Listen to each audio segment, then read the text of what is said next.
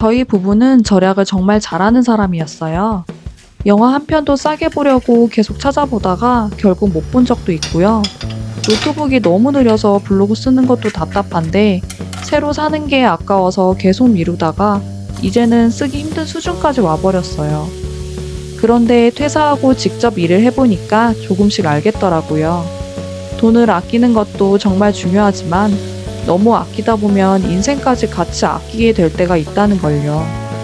저희는 둘 다 10년 단위 회사를 그만뒀고 4년 하던 파티룸 사업도 정리했고 지금은 부부가 함께 블로그로 일하고 있습니다.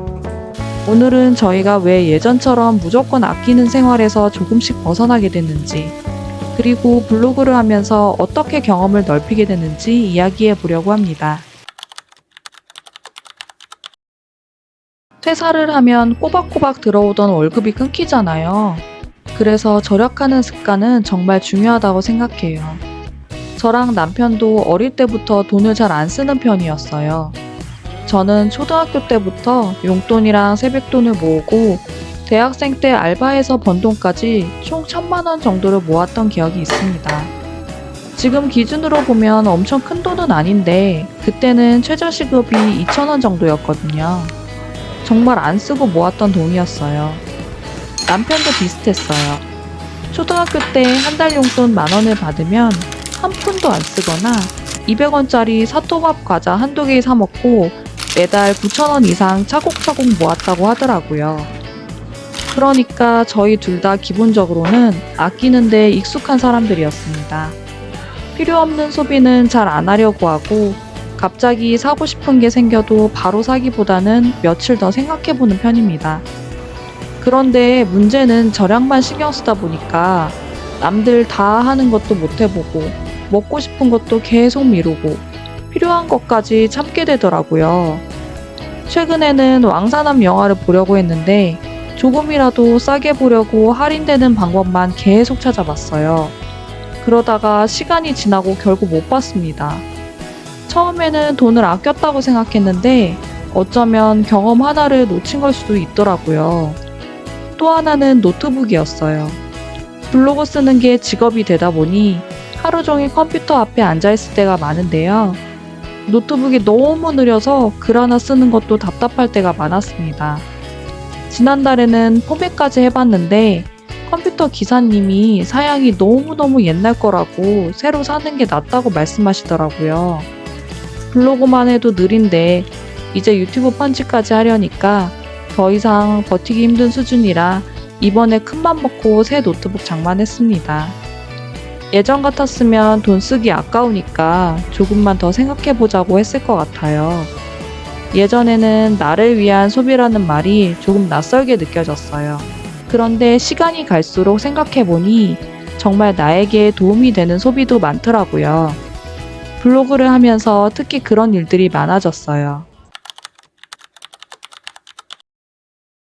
왜 파이어족이 된 사람들은 회사 그만두고 나면 세계여행부터 떠나는 경우가 많을까요? 평생의 꿈이 여행일 수도 있지만 여행은 돈, 시간, 건강 이 세 가지가 다 맞아야 할 수 있는 경험이기 때문인 것 같아요. 한마디로 돈이 없거나 시간이 없거나 건강이 안 좋거나 셋 중에 하나만 부족해도 세계여행은 평생 꿈으로만 남을 수 있는 경험인 거죠. 그래서인지 몇 년 전부터 남편은 너무 참지마는 말자고 자주 이야기했어요. 우리가 언제까지 건강하게 살 수 있을지도 모르고 갑자기 사고가 나거나 어디 아플 수도 있고 100년 후면 결국에는 누구나 다 없을 텐데 하고 싶은 것도 해보고 먹고 싶은 것도 먹고 보고 싶은 것도 보면서 살자고요. 예전에는 그 말이 조금 가볍게 들릴 때도 있었어요. 저는 아무래도 아껴서 사는 게 더 익숙한 사람이니까요. 그런데 퇴사하고 사업도 해보고 블로그도 해보니까 남편 말이 조금씩 이해되더라고요. 돈을 함부로 쓰자는 게 아니라 정말 하고 싶은 경험까지 계속 뒤로 미루지는 말자는 뜻이었던 것 같아요. 물론 저희도 돈이 중요하다고 생각하고 욕심도 많습니다. 회사를 그만두고 나니 돈이 더 현실적으로 느껴질 때가 많아요. 월급이 없다는 건 생각보다 큰일이거든요. 퇴사하고 나니 시간은 자유롭게 쓸 수 있는데 월급이 없어지니까 확실히 소비는 줄어들더라고요. 하지만 돈만 생각하다 보면 오히려 괴로워질 때가 있어요. 내가 좋아하는 거, 해보고 싶은 것, 나에게 필요한 것까지 전부 밀어버리면 삶이 점점 작아지고 어딘가 손해보는 느낌도 들더라고요. 저희가 절약하면서 많이 놓쳤던 건 비싼 물건이 아니라 경험이었어요. 가보고 싶었던 곳, 먹어보고 싶었던 음식, 해보고 싶었던 일들. 돈 때문에 포기한 것들이 하나씩 쌓이다 보니까 나중에는 돈은 모았는데 오히려 후회가 남는 순간도 생기더라고요. 그래서 요즘은 이렇게 생각하려고 해요. 안 써도 되는 돈은 아끼자. 하지만 내 일에 필요한 것, 내 몸을 지키는 것, 내 삶을 넓혀주는 경험은 너무 미루지 말자.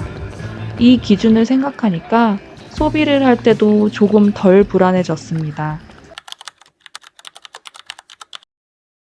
블로그를 하면서 가장 크게 달라진 건 돈을 많이 쓰지 않아도 경험할 수 있는 일이 많아졌다는 점이에요.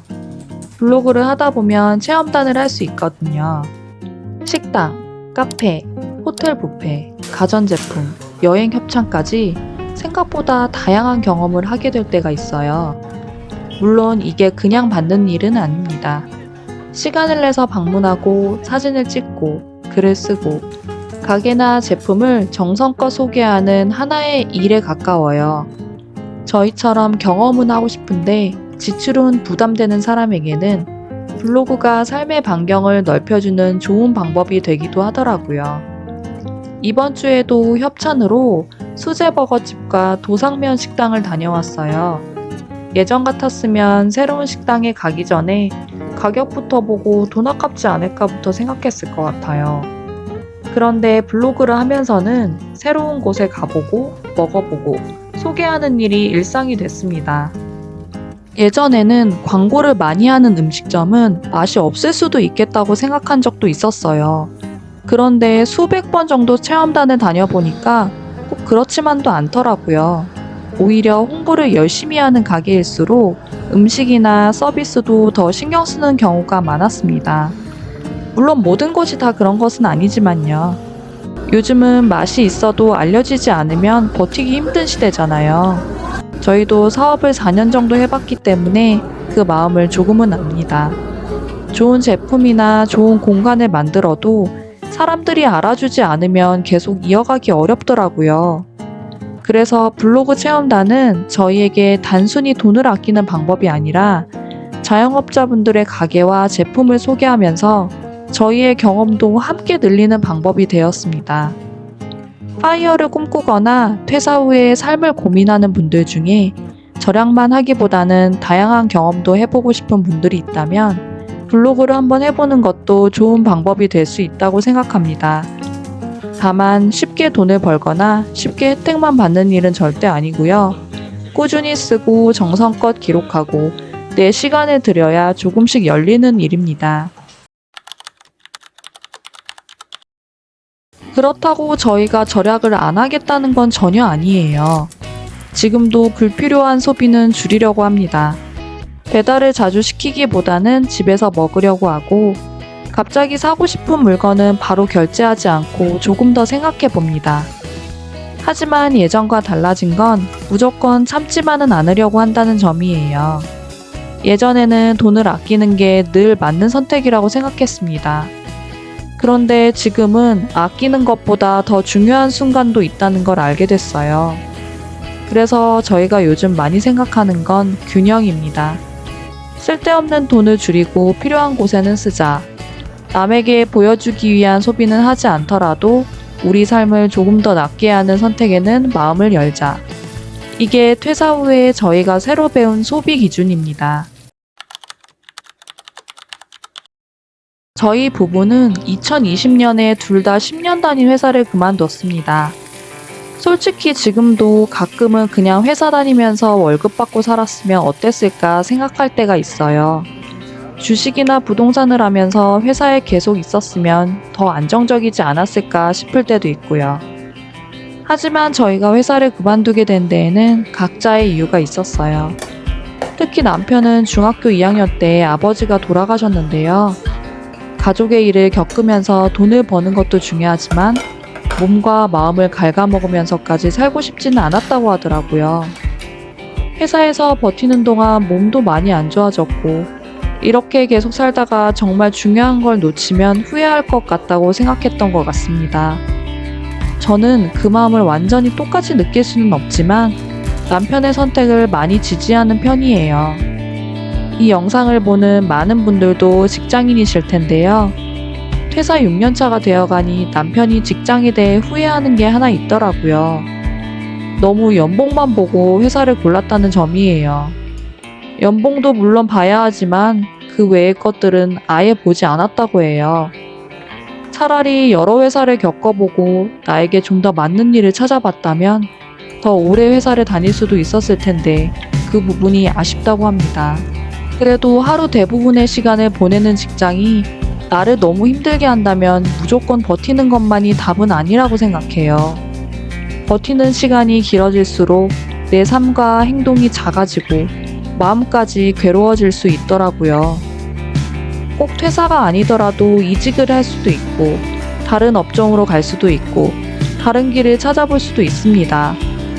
저희도 정답을 알고 나온 건 아니었어요. 회사를 그만두고 사업을 했고 사업을 정리했고 블로그를 했고 이제는 유튜브라는 새로운 일도 시작해보고 있습니다. 회사 밖에서는 가만히 있으면 아무것도 생기지 않더라고요. 계속 배우고 계속 바뀌어야 조금씩 길이 보이기 시작했습니다.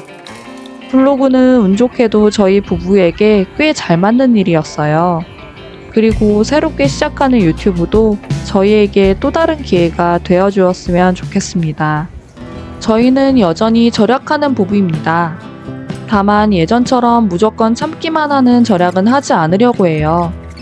돈을 아끼는 것도 중요하지만 필요한 도구는 갖추고 좋은 경험은 너무 오래 미루지 않고 대신 우리에게 맞는 방식으로 다시 벌 방법을 찾아가려고 합니다. 퇴사 후 저희가 배운 건 돈을 아끼는 법보다 내 삶을 너무 작게 만들지 않는 법이었습니다. 혹시 여러분도 돈은 아꼈는데 정작 하고 싶은 건 계속 미루고 있다면 한 번쯤은 생각해 보셔도 좋을 것 같아요. 내가 정말 아끼고 있는 게 돈인지 아니면 내 인생까지 같이 아끼고 있는 건지요. 다음 영상에서는 저희가 회사를 그만두고 블로그 수익이 자리 잡기 전까지 어떻게 버텼는지 조금 더 현실적으로 이야기해 볼게요. 오늘도 시청해 주셔서 감사합니다. 앞으로 저희 부부 이야기 계속 천천히 풀어볼게요.